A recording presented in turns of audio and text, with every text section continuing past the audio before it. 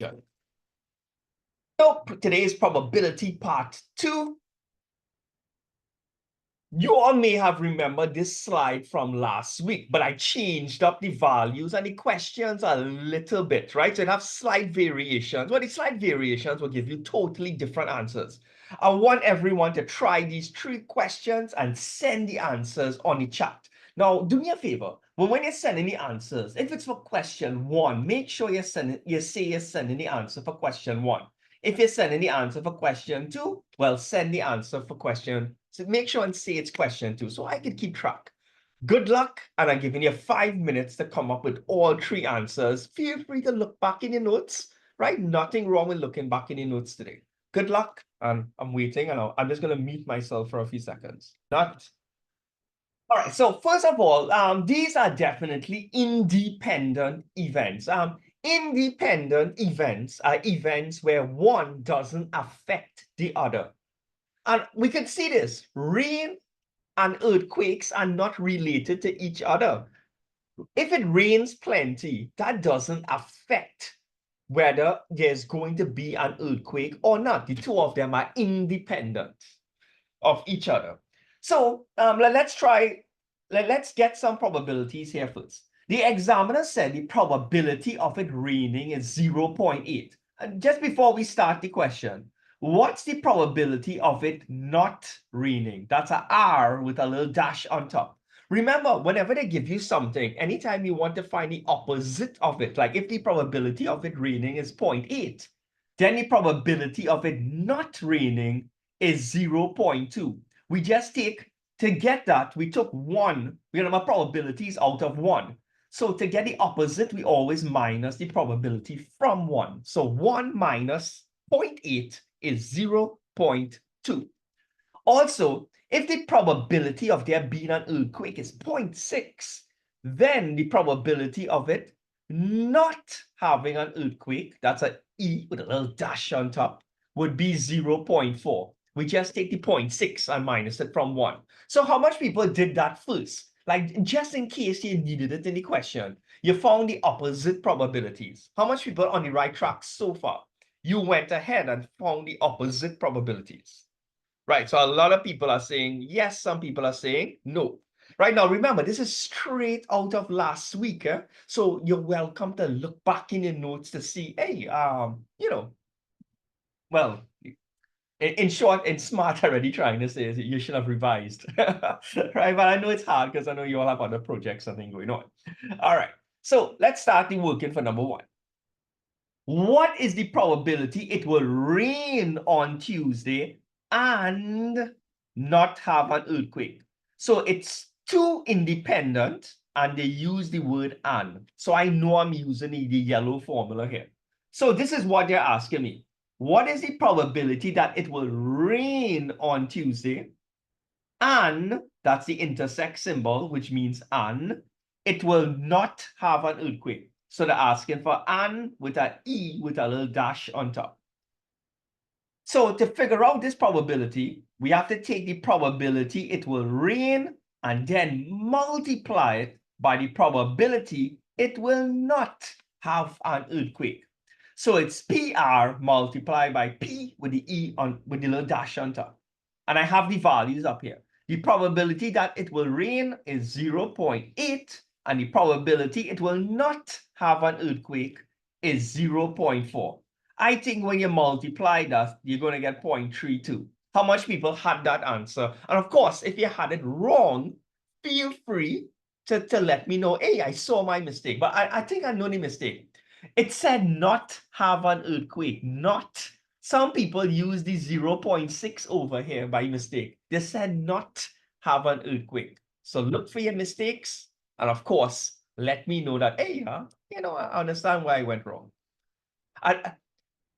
Right? And remember, not probability. Anytime you want to find the opposite of something, like for example, if the probability that you will die tomorrow, sorry, I'll just use this. If the probability that you will die tomorrow is 0.3, then the probability you will not die, you just have to take this here and minus it from 1, and you'll get 0.7. So anytime you're trying to find the opposite of something, you just minus it from 1 because total probability is always out of 1. Always, always, always out of 1. So let's try question 2 here quickly. We got different colors. It's always better if we use different colors. What is the probability it will not rain on Friday and not have an earthquake on Wednesday? So it's 2 independent events because one doesn't really affect the other, and they use the word and. Great. So this is what they want us to find. The probability it will not rain on Friday, so I'll put R with a little dash on top, and it will not have an earthquake on Wednesday. So it will not have an earthquake on Wednesday. So this is really PR with a dash multiplied by PE with a little dash. And I think more people are getting this one correct because I kind of jump in everyone's memory, jump start in everyone's memory. The probability it will not rain is 0.2. It's at the top of the screen. And the probability it will not have an earthquake is 0.4. And well, the answer is 0.08. All right, great. It's good to see more people getting it correct. Right? And remember last week I said you try to use common sense letters. Like if the examiner is talking about rain, I will use the letter R. If he's talking about earthquakes, I will use the letter E. Obviously, you're allowed to use any letters you want. Like whenever the examiner does not give you a letter. But if you have to assign a letter to things like R and E, like for rain and earthquake, common sense will say, hey, use R for rain and E for earthquake.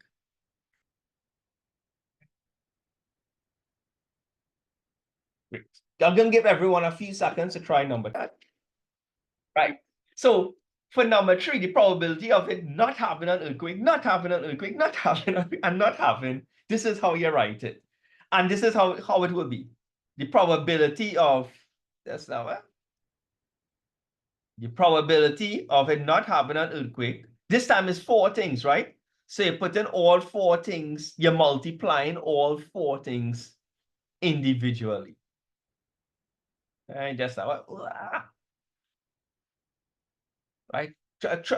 You get marks for working for everything in maths. I'm sure, well, in my time, you used to get a lot of buff up for not putting work in. I don't know how it is these days in school, right? But when I was younger, it was just buff up and licks. All right, so it's 0.4 multiply by 0.4, multiply by 0.4, multiply by 0.4. And let's see if you all get this correct. 0.4 to the power 4. Plenty of you all have it correct. 0.256. And well, I'm not going to bother to round off this answer. This is such a nice number. I think it would be a crime to round off this nice number to 3 or 2 decimal places. Right. So you have the answers, take down the working if you got it wrong. And we have one more revision question, one more. All right, let's move on.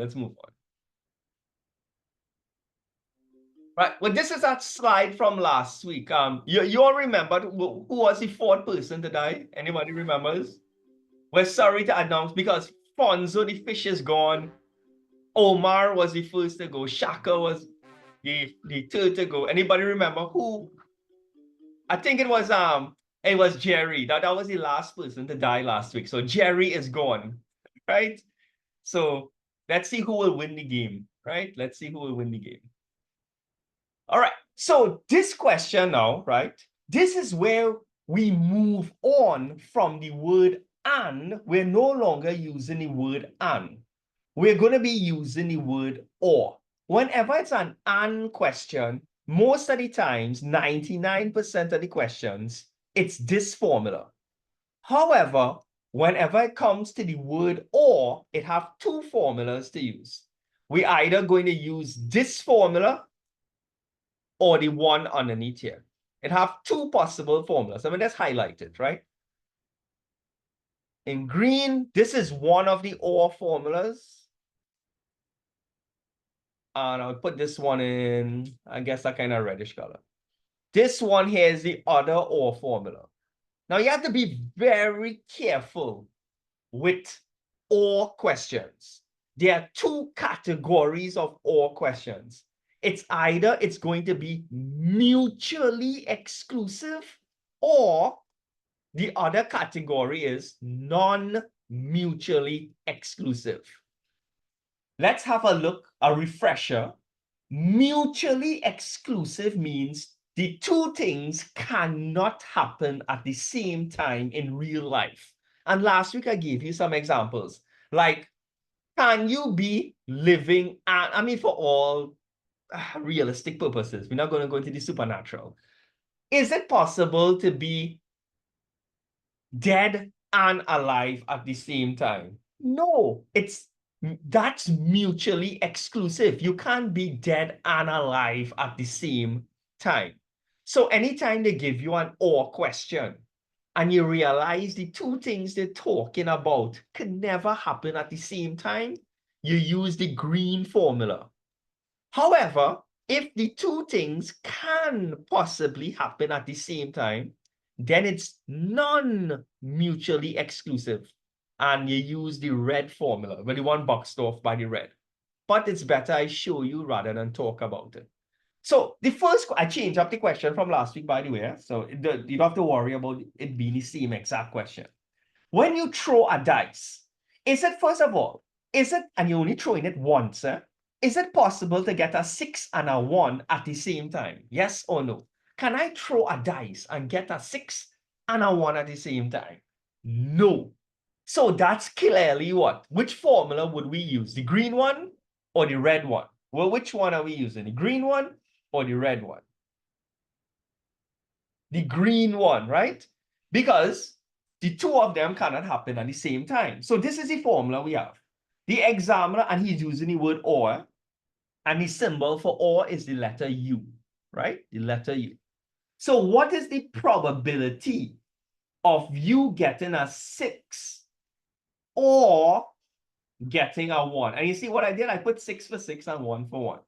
Since it's mutually exclusive, then to find the probability, you take the probability of you getting a 6 and this time add it, not multiply, add it, because it's an or question, by the probability of getting a 1. You think you all can finish off that question for me? Ask yourself, what's the probability of getting a 6 and what's the probability of getting a 1, and add both of them and you finish. Right, Jevon, correct. Right. Deshaun, you understand your mistake, right? Because we had to use the green formula because that's a mutually exclusive, right?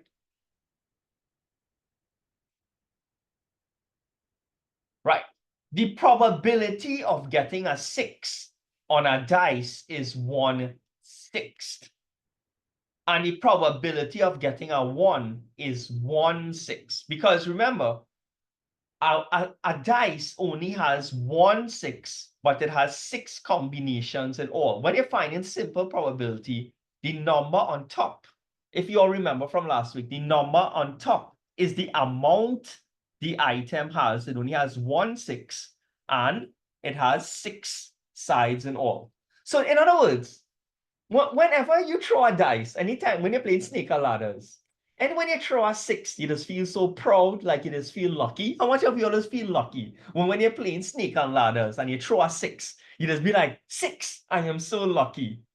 But have you all ever realized that you need the same amount of luck to get a 6 or a 1? It's the same probability. The probability of getting either one is 1/6. So 1/6 plus 1/6 is 2/6, but you have to reduce it for the examiner. So you get what? 1, 2. Okay? Question 2. See if you can do question 2 for me. First of all, let's verify. Is question 2 mutually exclusive? If you throw a dice only once, is it possible to get a 3 or an even number at the same time? Is it possible to get a 3 and an even number at the same time? No, right? That's mutually exclusive, right? So you're using the green formula again. Come up with an answer and send it on the chat. Yes, it's a green formula again. All right, so this here is the answer for question 1, and this here is the answer for question 2. Right? Right. Like I said, this is just 2 revision questions, except I just change up the values. Take 1 minute, and we're going to move on to the next slide. And they're going to see some brand new stuff today. Now, obviously, if we just did some questions on mutually exclusive, that's a green formula, then we're going to do some questions on non-mutual events, which is a slightly different formula.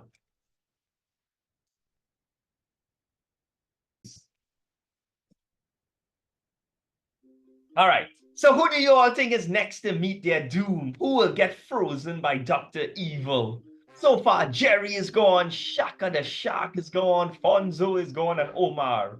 Who will meet their... somebody have it out for Seema. Where's Seema? Seema is who? Seema is... I'm not even seeing... Oh, Seema is the seahorse. Let's see who will meet their doom. And next on the list, oh no, it's who? Nelly the Narwhal. Nelly is out of the game. Anybody out of the game? Did anybody choose Nelly last week? If you chose Nelly last week, you are out of the game. All right, people are still alive. Let's go. All right.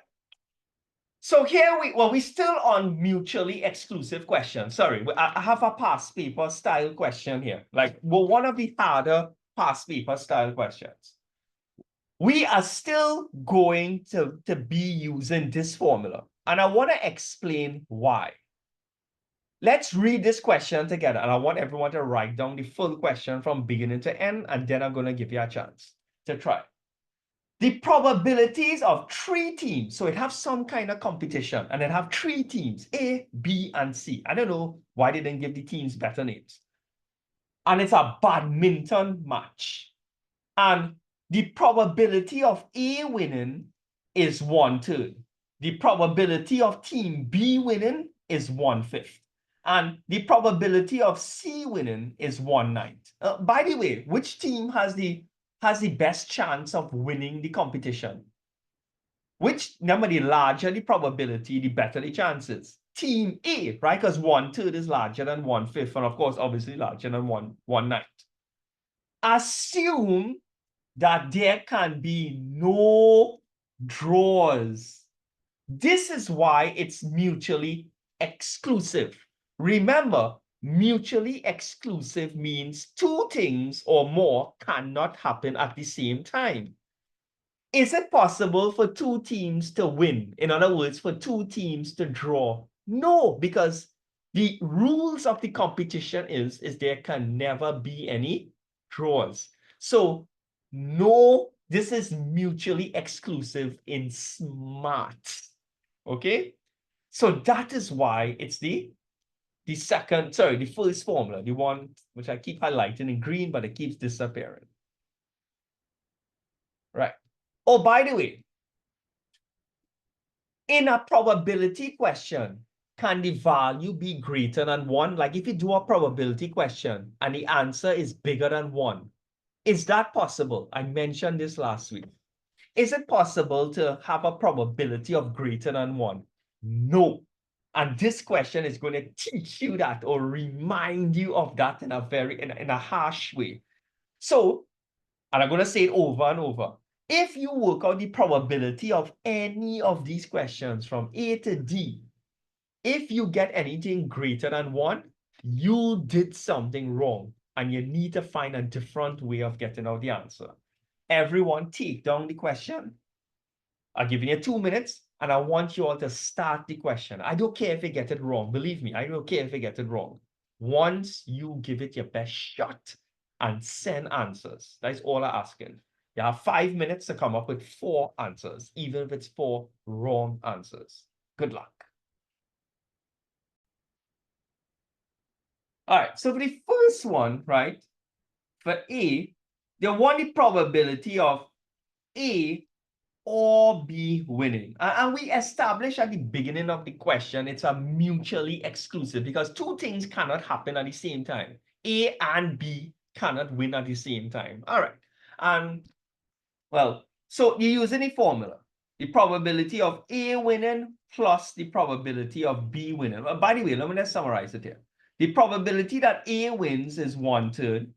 The probability that B wins is 1/5. And the probability that C wins is what? 1/9. Now, from what I've been telling you all, if the probability of A winning is 1/3, then the probability of A not winning is 2/3. Remember, you just minus it from 1. 1 minus 1/3 is 2/3, right? I suspect a lot of people would have done this at the beginning of the question, just in case they needed the opposite values. The probability of B not winning is 4/5, and the probability of C not winning is 8/9, right? Because 1 minus 1/9 is 8/9. So let's do part A. The probability of A plus the probability of B. This one is easy. We're going to get what?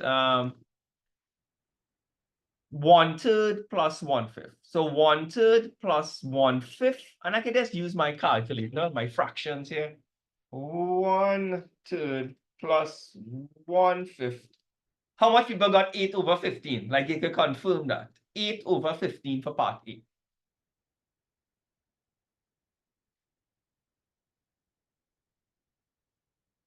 Easy stuff, right?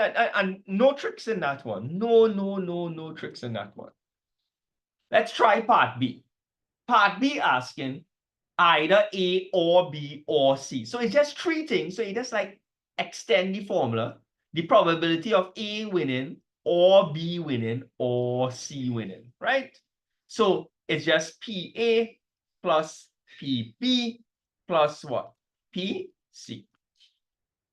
So you just added up all three here. 1/3 plus 1/5 plus 1/9. I'm just going to use the fractions button on my calculator. 1/3 plus 1. Oh, man. The place kind of dark here. Having trouble seeing the buttons here. plus 1/5 plus 1. Should probably pay me electricity bill. 29/45. Real people, Deshaun, guys, real, when you send in answers, right, you just can't send the answer. You gotta let me know if it's part A, part B. That way I don't even know a lot of you all. I don't know which answer you're referring to, like which part. All right, guys, so work on that. If you send any answer for part B, make sure it's part B. So I will know. Right? So Deshaun, remember, and they ask you for the part A and B are almost the same. They're asking what's the probability of A winning or B or C winning. So I just extended this formula. When it's A or B and it's only two letters, it's PA plus PB. So if it's three things they're asking about, we just extend or modify the formula to accommodate three. Right? You good there, Deshaun? I just modify the top formula, A or B or C.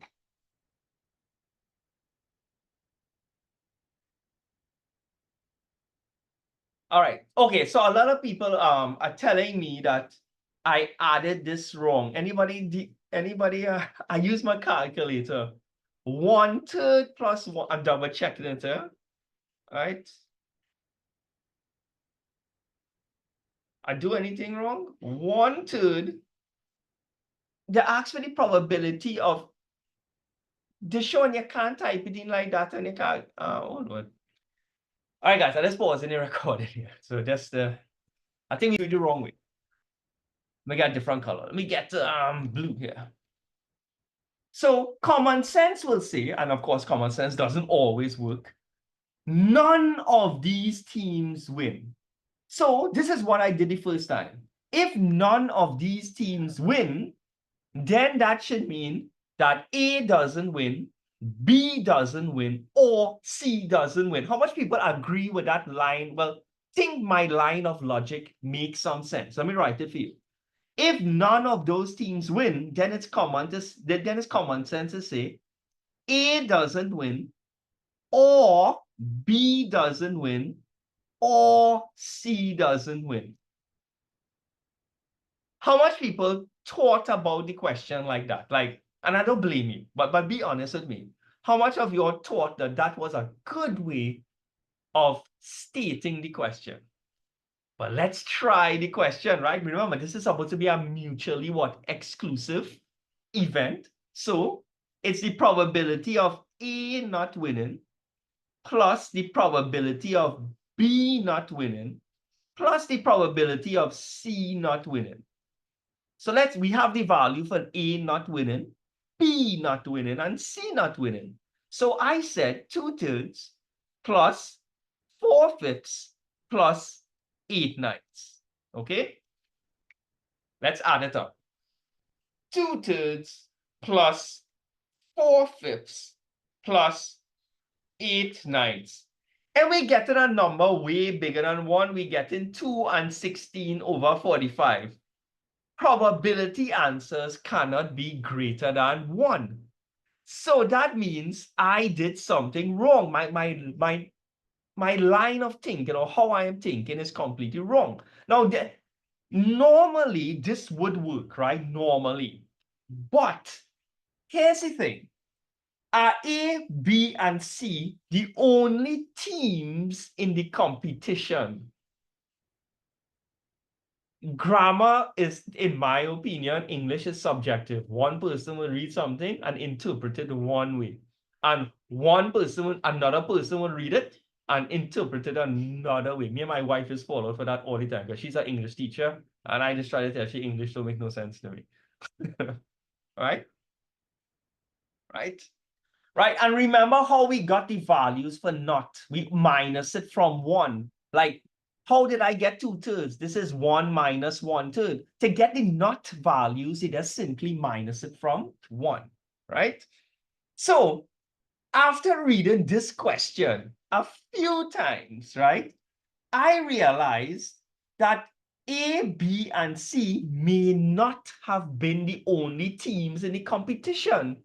Who's to say that they don't have a team D or a team E or a team F?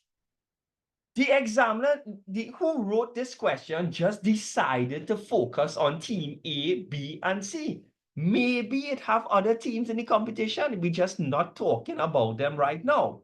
Now, don't get me wrong.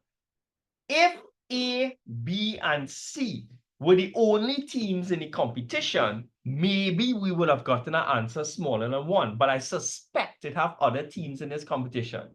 So we need to find another way of doing this question, right? Right? That's some people, the probability of, right. So let's find another way of doing this question because this way not working. And then it hit me. None of these teams win. When they say none of these teams win, they're talking about A, B, and C. So you know how you're supposed to do this question? Did we find out? Ask yourself, look at part B. Doesn't part B give us the probability of A, B, and C winning? Part C is asking the opposite of part B.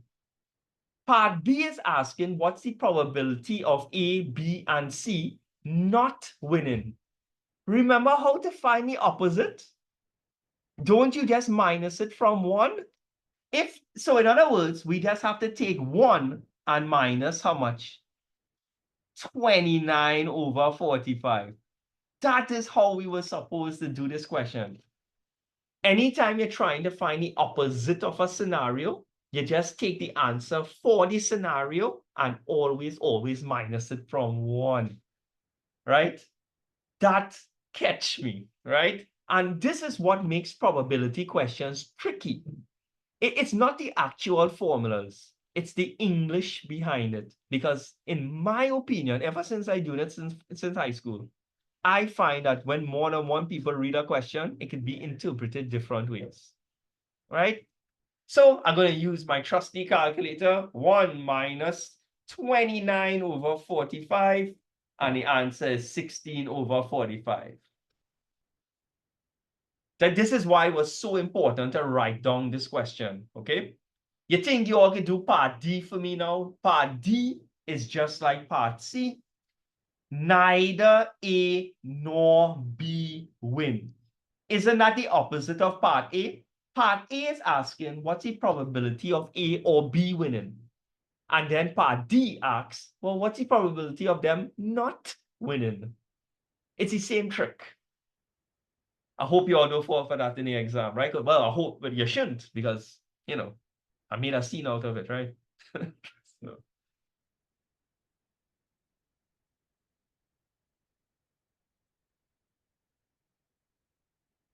right?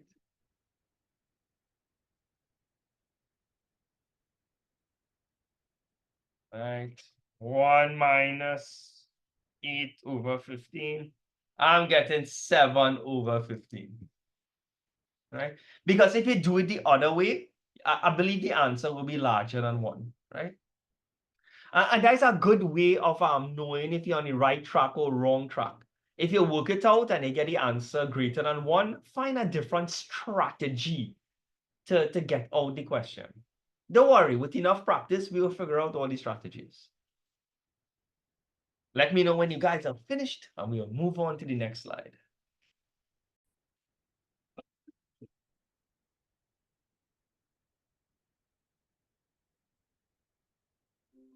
All right, think y'all deserve a small little brain relax today after that traumatic question. All right, who do you think is next to meet their doom to be frozen to death, to be turned into an ice wasteland? Is it Larry the lobster, Tina the turtle, Sam the seal? So many. Somebody have it out for Larry. The next person on the list is Sam the seal. I am out of the game because last week I chose Sam. So I am officially out of the game. Who is left in the game? Larry, Tina, Seema, and Otis. Those are the 4 contenders. So I'm out. All right. All right. So now we move it on to a different type of OR question. Non-mutually exclusive. So non-mutually exclusive, right, is used for OR questions, but it's possible for the 2 things to happen at the same time, right? So this is OR questions, and of course, I'm saying it over, it's an OR question, but the 2 things we're considering can happen at the same time if it wishes. Is it possible? Look at the scenario here. Let R be the probability that it will rain, and C be the probability that a comet will hit the Earth. Is it possible for those 2 things to happen at the same time? Is it possible for it to be raining and a comet hit the Earth? Is that possible? Yes, that's possible. The rain can't stop the comet and the comet can't stop the rain. So if the 2 want to happen at the same time, make it happen at the same time, right? So let me do the first question for you. The first question, is it an or question? Well, what do you all think? It's not even a trick question. Read it and you'll realize. Is the first question an or question? No.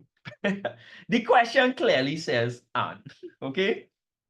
What is the probability of it raining and a comet hits the Earth? Now, these 2 things, it's the word and for most and questions, you're going to use this formula. And these are independent events, right? Because raining doesn't affect the comet hitting the Earth.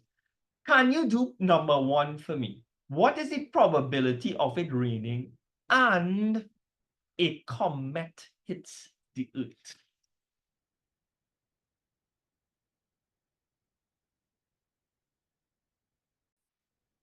Remember for part 1, we're using the pink formula because it's an and question. These are and, this is one is strictly for and.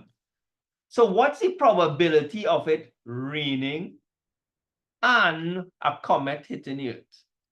So we have to take the probability of it raining and multiply it by the probability that a comet hits the Earth. The probability that it rains is 0.3. The probability that the comet hits is 0.02.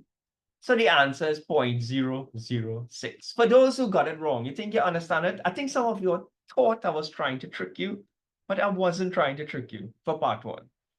So you went and did some crazy working. Right.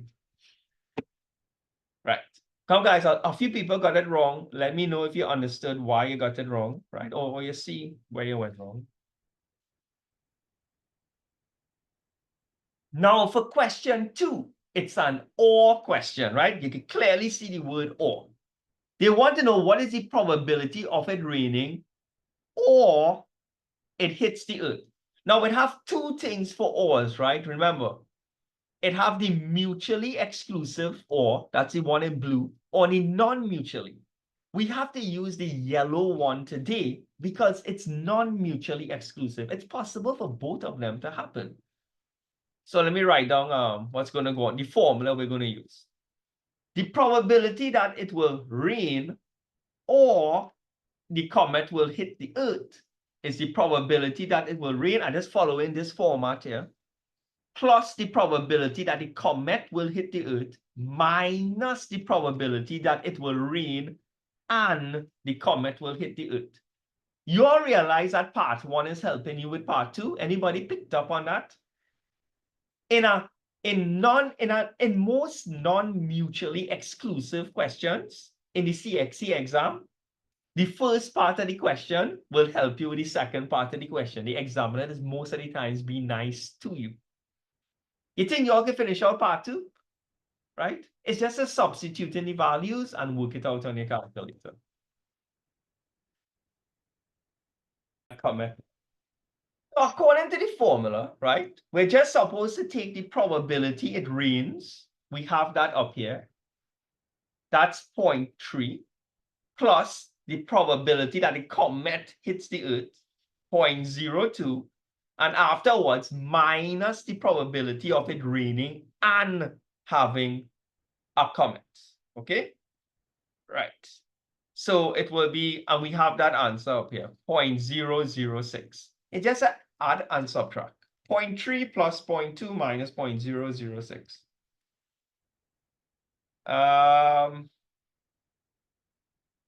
Anybody getting this? 0.494, or am I doing something wrong? Only saw a handful of people with that answer.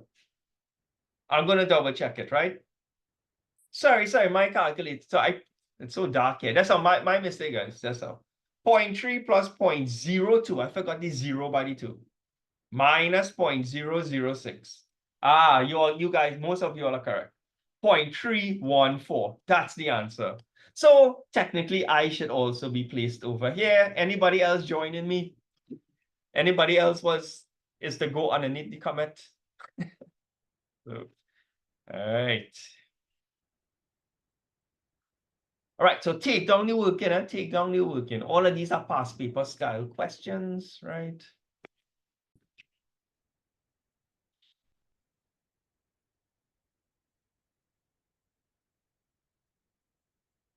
Right, so let's see this. This is part 3 to the question. What is the probability of it not raining and a comet hits the earth? Well, this is not even, let me see if I can change up this question, right? Let me replace the word "and" with "or." Let me just make sure that is not the next question. I want to make this question harder, right?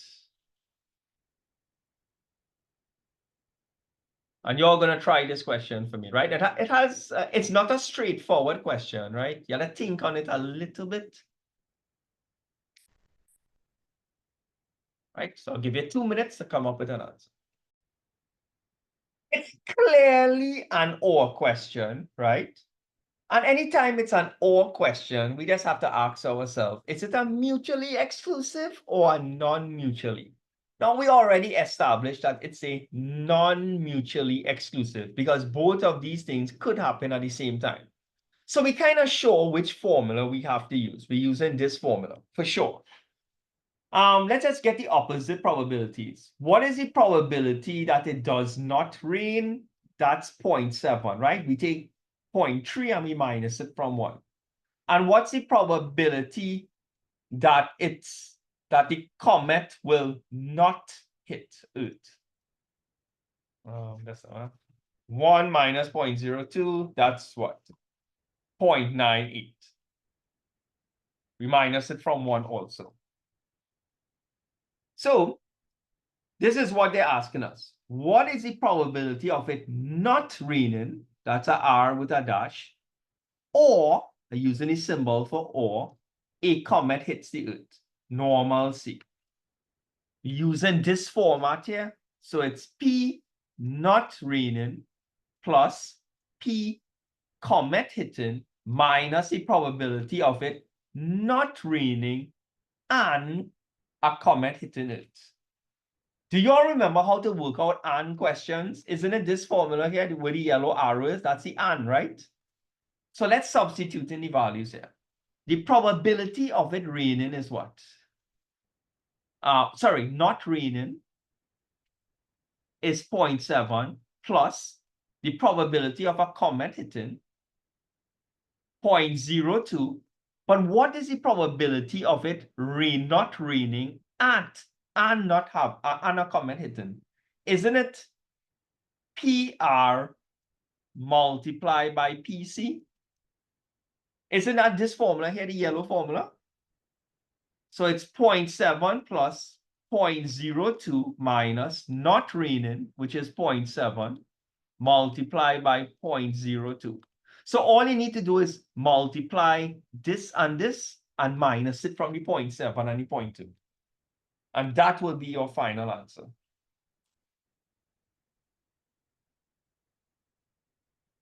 Right?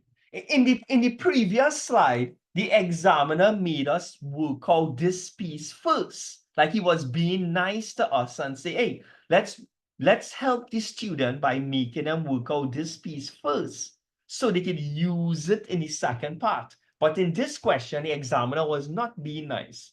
You had to figure out the and part on your own. He didn't guide you or push you in that direction. Right?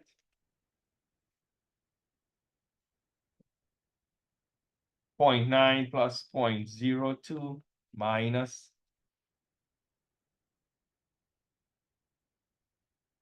right, let's work out this 0.7 plus 0.02 minus. I'm getting this as my final answer. 0.706. Right? Obviously, I know some people are just going to round it off to 0.71, but I like to go to my 3 decimal places.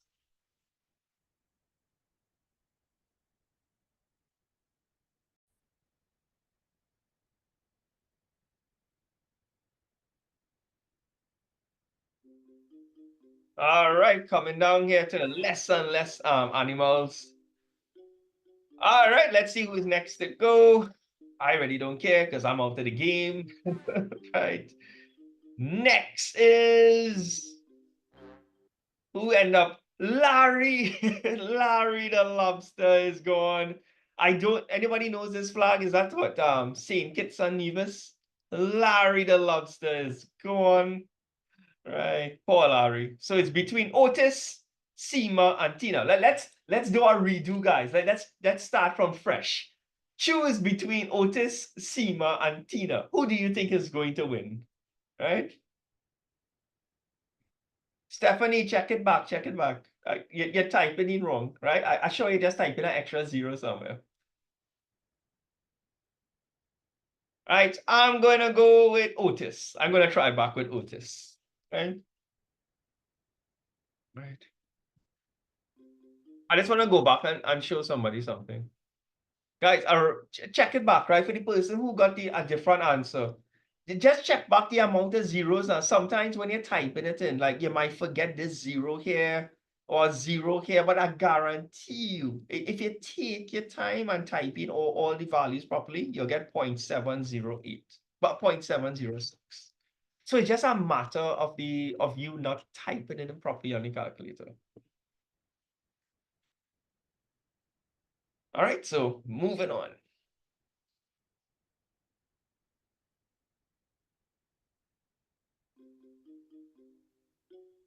All right, so that was Larry. All right. Conditional probability. Now, this will take a little while. It's a concept that take a little bit, what am I trying to say? I'm so tired and all. It's take a little while to grasp. Conditional probability is when something affects another probability. Let me give you an example, right? Let's say, right? For some reason, I use a lot of probability with people dying, right? I guess it's easy to visualize. Let's say that the probability of you dying tomorrow is, let's hope that you want that value to be obviously low, right? The probability of you dying tomorrow, let's say, is 0.02, because you want it as low as possible. But tell me something. If you were bitten by a snake, let's call it a super king cobra, right? This is super king cobra here. That's him biting you there, right? Right. So somebody did some calculations and said, well, the probability of you dying tomorrow is 0.02. But then the person hears that, hey, you got bitten by a super king green cobra, which is super poisonous and a totally made up snake, right? Do you think the probability of you dying will still be 0.02? Because when the person said the probability of you dying is 0.02, that was under normal conditions. He didn't know nothing about the snake. But now that the snake is in the picture and you got bitten by the snake, do you think that your probability of dying will go up? Or do you think it will go down? It will increase. Obviously, your chances of dying now is higher. So maybe the new probability of you dying probably is close to 1, probably 0.8, which is terrible, right? Right. Let me rephrase that in terms of our probability language. What is the probability of you dying given that you have been bitten by a snake? You see how I use the word given? The probability has changed because something has happened, given that something else that has happened. And this is how you would write that. Now, let me assume that the probability of a snake biting you, we use an S for snake bite, right? This is how you would write this. The probability of you dying, given, you just put a slash. The slash means the word given. Given that you have been bitten by a snake is what? 0.8. This is how you write this in probability language. You just use a slash to represent the word given. And there's a formula to go with it. There's a formula to calculate probability. Sorry, given probability. It's called conditional probability. The condition here is that you have been bitten by a snake, right? So anytime for conditional probability, the examiner will use the word given, or he will hint at the word given. So let me show you how to use that formula, right? Right?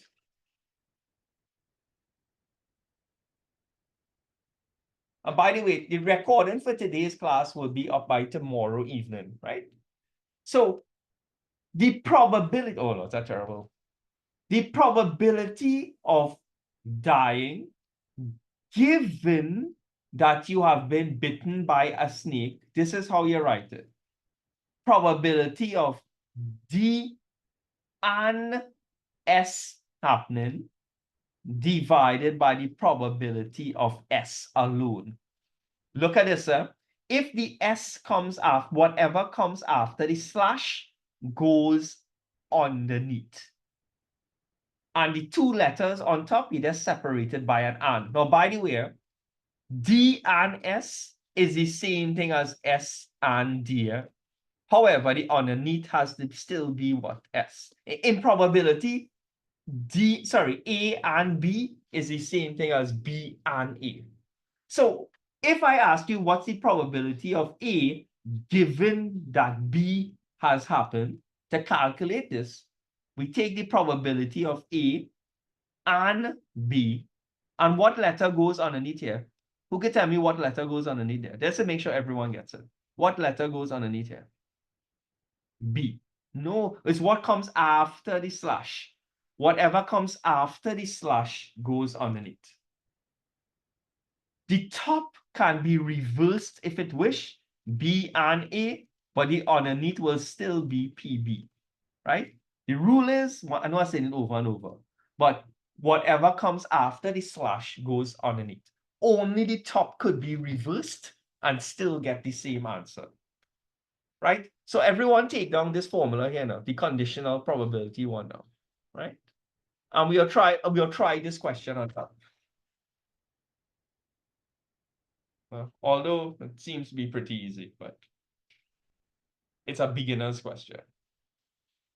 Hey, what? When you all take down that, see if you can do the question on the screen. I'm hoping no one gets that one wrong. It's a straightforward question based on the formula, no tricks. Right? So that just once again, right? So the formula here, I just wanted to make somebody didn't get this. B intersect A is the same thing as A intersect B. Oh, sorry, B and A is the same thing as A and B, right? So I just substituted in the values and I got the answer.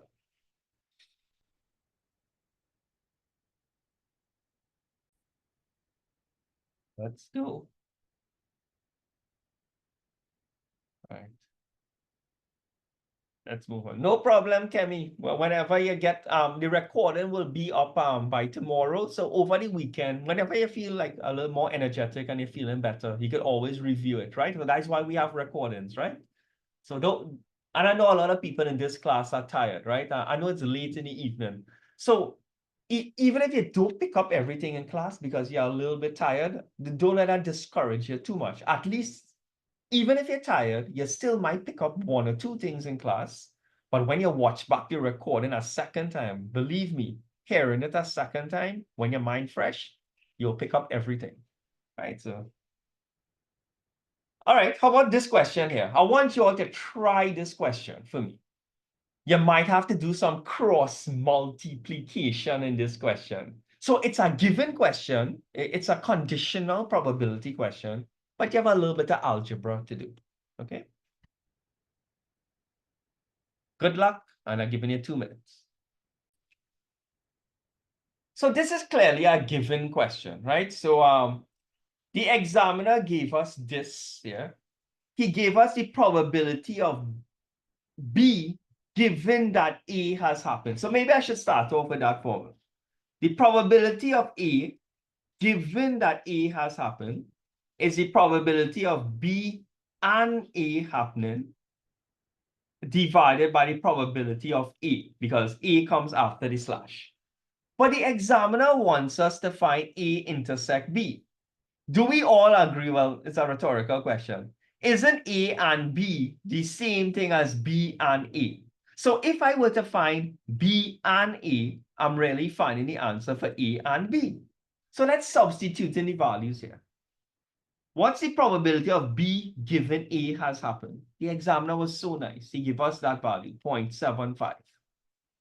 Divided by the probability of B and A, right? Divided by what? The probability of A. What's the probability of A? 0.52. Could we cross multiply to solve? Let's cross multiply. Anything by 1 is itself. And then we get 0.75 multiplied by 0.52. So we use the standard formula. We just change it for B slash A. We substitute in the values and we cross multiply. That's all we did. 0.75 multiplied by 0.52. I'm getting exactly 0.39. That's the final answer for conditional probability. All right. A question like this is probably just worth 2 marks in the exam because you had to cross multiply.